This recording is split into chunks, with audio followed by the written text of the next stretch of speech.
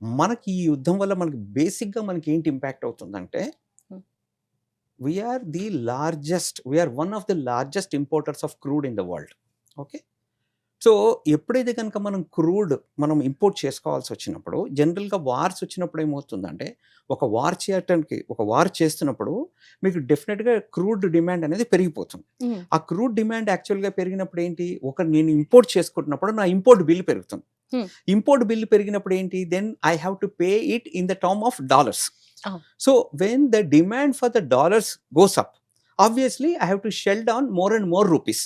దానివల్ల ఏమవుతుంది, నా రూపీ వాల్యూ పడిపోతుంది. ఇండియా రూపీ వాల్యూ పడిపోతుంది. And over and above what happens is inflation కూడా పెరుగుతుంది. హ్మ్. ఇప్పుడు ఈ రోజు మనకి we are close to something like 109 rupees ఎంతో మనం పెట్రోల్ పే చేస్తున్నాం. రేపు గనుక డిమాండ్ పెరుగుతున్నప్పుడు, ఇప్పుడు మనకు మొన్నటి వరకు $68 అంతకంటే తక్కువలో ఉన్నది ఈ రోజు $100 పర్ బ్యారెల్కి వెళ్ళిపోయింది. హ్మ్. అందుకని ఏమవుతుందంటే, ఇండియా లాంటి కంట్రీలో ఇంపాక్ట్ చాలా ఎక్కువ ఉంటుంది. కాబట్టి దేర్ ఆర్ 2 కంట్రీస్. Hmm. ఒకటి చైనా, నెక్స్ట్ ఈజ్ ఇండియా. హుహు. These two nations are the largest importers of the crude in the world. హ్మ్.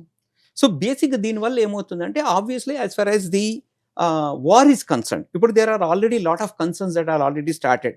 ఇప్పుడు చాలా మంది, I think in Bengaluru, they are already most of the hotels they are saying that they will Closing. Not be able అవును. To run because of the paucity of the fuel, gas, whatever it is. The same అవును. kind of a thing can happen here. So since we have paucity of time, మనం ఇక్కడ ఎక్కువ time మాట్లాడలేం కాబట్టి, but I can tell you that crude అని తర్వాత ఇప్పుడు మన as far as consumer price ఇన్ఫ్లేషన్లో కనుక చూసినప్పుడు, మనకి క్రూడ్ యాక్చువల్గా చాలా చాలా ఎక్కువ పర్సంటేజ్ ఉంటుంది మన ఇన్ఫ్లేషన్ పెరగడానికి. హ్మ్. ఒక ఇన్ఫ్లేషన్లో the major component is crude. Hmm. So India లాంటి కంట్రీ, సో మనకి యాజ్ ఫార్ యాజ్ ఈ ఇరాన్ వార్ ఈస్ కన్సర్న్ ఏంటంటే, దీంట్లో ప్రాబ్లమ్స్ ఏంటంటే, మనకి క్రూడ్ కనుక షార్టేజ్ వచ్చినప్పుడు మనకి ఇంపోర్ట్ బిల్ పెరుగుతుంది. ఇంపోర్ట్ బిల్ పెరిగినప్పుడు you have to shell down more and more dollars. When you have to pay more and more dollars, it will lead to inflation. Okay. Simple. Okay. కానీ దీంట్లో కొన్ని మీరు గనుక observe చేసి చూస్తే, Iran ఈ రోజు వచ్చిన న్యూస్ ఏంటంటే, ఇరాన్ యాక్చువల్లీ ఆ హోమ్రోజ్ అనే ఎక్కడి నుంచి అయితే ఉందో హ్మ్. ఆ బ్లాకేడ్ నుంచి they have allowed Indian ships to come in. అవును sir. Okay, we must be paying some higher price because of the whatever the market price has gone up, probably we'll be paying a little bit more.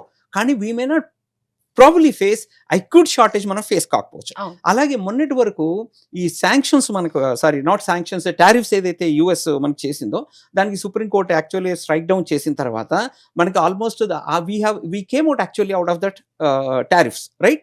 And US also said you better import the oil from Russia. So కాబట్టి ఏంటంటే, what ever ఈ రోజు crude shock ఏదైతే మనకు కనిపిస్తుందో, that can be temporary. In case మనకి తక్కువ అయినప్పటికీ కూడా ఆల్టర్నేట్ అనేది రష్యాతో ఉండేది. రష్యాకు ఉంది.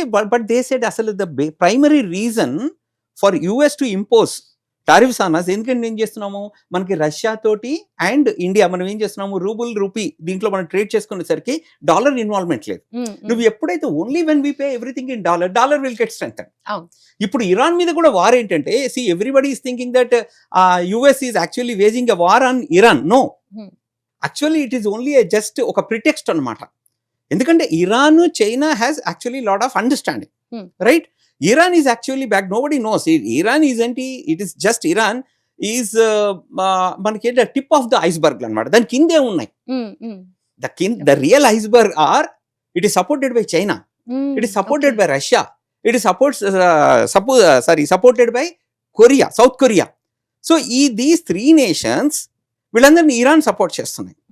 సో అమెరికా ఏం చేస్తుంది, actually it has to deal with all these nations. So కాబట్టి ఏం చేస్తుంది, అక్కడ ఇరాన్ పెట్టి they want to counter China. Russia is already involved. వాళ్ళు ఇప్పుడు now they are into debt trap. So their financial position is very fragile as far as Russia goes. So ఇప్పుడు Russia may not probably support Iran in a very big way.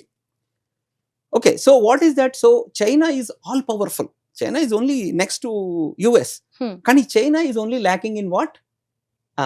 Natural energy, then your crude, etc. Because they are one of the largest, they are the largest importers of the crude. They've got 2-3 months in case if they do not have the crude, and they will kneel down. That is the basic philosophy. కానీ వాళ్ళు preserve చేసుకున్న ఎక్కువ ఉంది అని అంటున్నారు. అయినప్పటికీ కూడా probably వాళ్ళ consumption is extremely high. Compare to India కంటే చూసినా కూడా వాళ్ళ కన్సంప్షన్ ఈజ్ హై. సో కాబట్టి ఏంటంటే, probably China can compete with US on all the fronts. Technology కానీ మిగతా అన్నిట్లలో కూడా they are able to compete. But when it comes to the question of uh natural energy తర్వాత whatever that you talk about crude reserves లేకపోవడం వల్ల ఆ దగ్గరకు వచ్చేసరికి their position will actually get very weakened. So this is the basic idea. So obviously see it is a question of American economy is exhibiting lot of weakness signals. అవును. So కాబట్టి they just want to keep that what ever that ఆ dollar dominance కావాలి వాళ్ళకి. So dollar dominance కావాలి కాబట్టి మొన్న Venezuela president తీసుకొచ్చేసారు, అక్కడ ఆయిల్ రిజర్వ్స్ ఉన్నాయి, right? Now they are actually attacking Iran. Tomorrow what is their going to be strategy I don't know, but all these strategies are only pointing towards to retain the dominance of the dollar. This is the entire story. Right, ఇప్పుడు అర్థమైంది. So ఇప్పుడు tariffs మన మీద వేయాల్సిన అవసరం ఏమొచ్చింది? Because we are actually doing rupee trade చేసుకుంటున్నాం మనం. సో కాబట్టి ఎక్కడైతే డాలర్ ఇది లేదు, ఆ తర్వాత ఏం చేస్తుంది, we are importing the oil from Russia, దాన్ని మనం రిఫైన్ చేసి మనం యుఎస్ కి మిగతా కంట్రీస్ పంపించి అక్కడ మనం మళ్ళీ డాలర్స్ తీసుకుంటాం. Okay, so all the game is about strengthening the dollar. Absolutely right, absolutely you are on the point. Okay.